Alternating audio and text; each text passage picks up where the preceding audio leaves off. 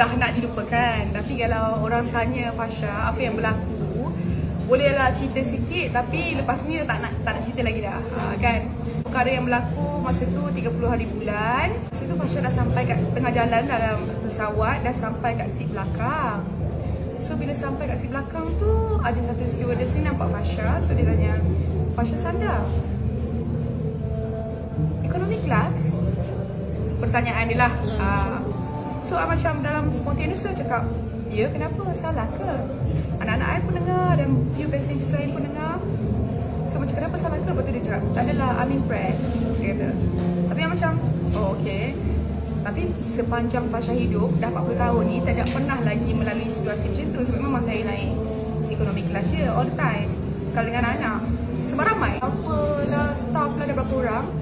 So untuk apa nak membazir dalam jarak yang dekat kan. So Fasha rasa macam terkejut lah bila dia tiba-tiba tegur dengan macam tu kan. So macam agak hurt lah.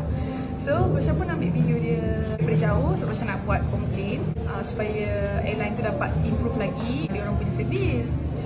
Tiba-tiba ada satu lagi pramugari datang, are you recording one of my crew? Dia tanya Fasha. So Fasha kata lah, ya. Sebab sekian lah cerita kat dia. Lepas tu that girl yang stewardess tadi tu datang dan say sorry. Lepas tu bagi pizza dekat anak-anak Fasha semua. Dia dah say sorry. So Fasha pun macam okay lah. Tapi Fasha macam nak luahkan apa yang Fasha rasa. Airline tersebut pun dah minta maaf. Bukanlah kita nak mengaibkan, tapi kita nak memberi pengajaran kepada pramugari lain juga untuk tidak salah buat, salah kata. Sebab ada benda yang you boleh kata, ada benda yang you boleh cakap, ada benda yang you tak boleh cakap. Jadi saya memandang tinggi kepada pekerjaan pramugari ni kerana itu adalah cita-cita saya.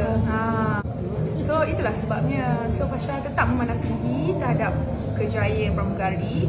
Still love stewardess. Still macam kalau masuk aeroplane tu mesti akan tengok stewardess macam pilih-pilih, oh sepatutnya aku kat situ, macam tu. Sebab tu ambition kan. So macam kenangan yang Fasha takkan lupa lah. Tapi Fasha dah memaafkan, tapi melupakan tu belum lah. What say your husband bila situasi tu? Dia terkejut. Dia terkejut sebab kita memang selalu travel ekonomi kan. Tak pernah lagi orang cakap macam tu. Macam betul-betul lah, saya nak nangis tu masa tu. Kebetulan, dia akan cerita, kebetulan 2 hari sebelum Encik Mama baru cakap, Ibu, I want to travel business class. Ini tu, you faham tak? Benda-benda tu macam relate tau. Sebab cakap Encik Mama, buat apa kita nak wasting money? Daripada kita waste beribu, baik kita spend beratus je. Duit tu kita boleh bayar pada orang yang memerlukan, macam tu. So itulah kisahnya. Tapi tak apa, I dah maafkan. Airline semua dah minta maaf apa semua. So macam lepas ni kalau perasan dia pun I akan cakap tak nak jawab dah. Sebab kita maafkan lah sempena bulan Syawal yang mulia ini. Lagipun PR dia pun dah DM, dah email, dah komen. So kita maafkan. Betul sebenarnya sederhana cakap dengan apa-apa. Sederhana. Zaman dulu kan macam mana kan.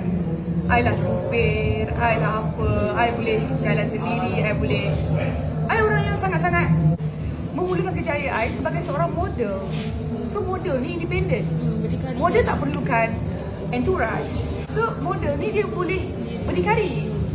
So saya bermula kejayaan saya sebagai seorang model. Jadi saya bawa letak diri saya ni macam aku boleh bergerak sendiri.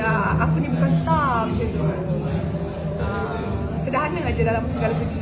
Drama terbaru ke? Okay, drama yang akan ditayangkan pada bulan Mei nanti, drama yang bertajuk ZK, terbitan Country Universal untuk Astro dan Girl Memegang Watak ZK. Di samping Kifu dan juga Fikri Ibrahim. Fikri Ibrahim. Arahan Haris Fazilah. Cerita pasal ZK, dia duduk kat kampung. So dia redha dengan kehidupan dia sebagai seorang isteri yang suami dia bekerja di laut. Dan tiba-tiba suami dia tak ada, hilang di laut. Lepas tu dia kesempitan wang, dia terpaksa datang ke KL untuk bekerja. Dan tiba-tiba suami dia balik. Macam tu. Tak ada cerita habis. Gantung tak bertali ke kau? Ada benda, something happen lah. Apa yang membuatkan dia terima naskah ini? Of course pasal Astro. Dan drama tu adalah drama yang sangat kualiti, terbitan Kak Jai, yang akan mendapat tempat dia penonton. Sebab drama-drama macam tu penonton kita suka.